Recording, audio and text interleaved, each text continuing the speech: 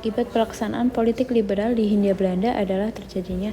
Nah, politik liberal atau politik kebebasan ini mulai masuk ke wilayah Hindia Belanda atau wilayah Indonesia setelah diberlakukannya Undang-Undang Agraria.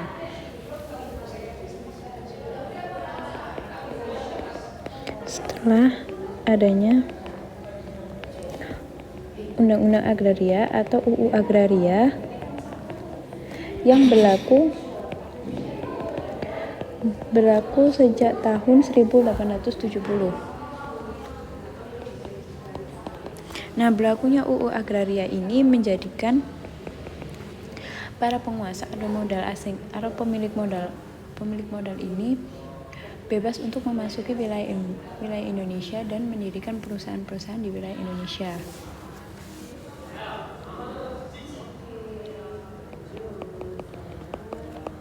Tentunya dampak UU Agraria adalah politik liberal. Nah, politik liberal ini menjadikan yang pertama, para pengusaha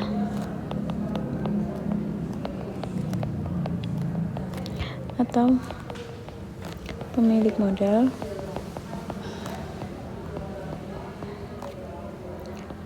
bebas memasuki wilayah Hindia Belanda.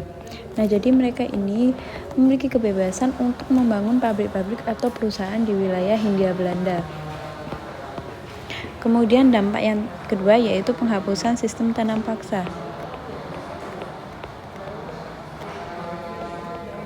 Penghapusan sistem tanam paksa. Nah, dengan dihapuskannya sistem tanam paksa ini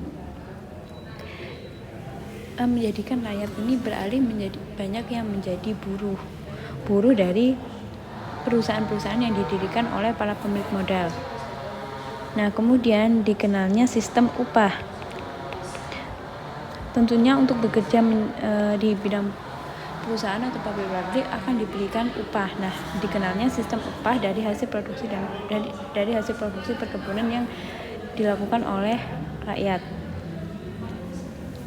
Sehingga berdasarkan soal akibat pelaksanaan politik liberal di Hindia Belanda adalah yang paling tepat yaitu yang nomor 1, 2, dan 3. Penghapusan sistem tanam paksa, penanaman modal asing pada perkebunan, dan pembayaran upah dari hasil produksi perkebunan. Jawabannya yaitu yang A. Yaitu 1, 2, dan 3.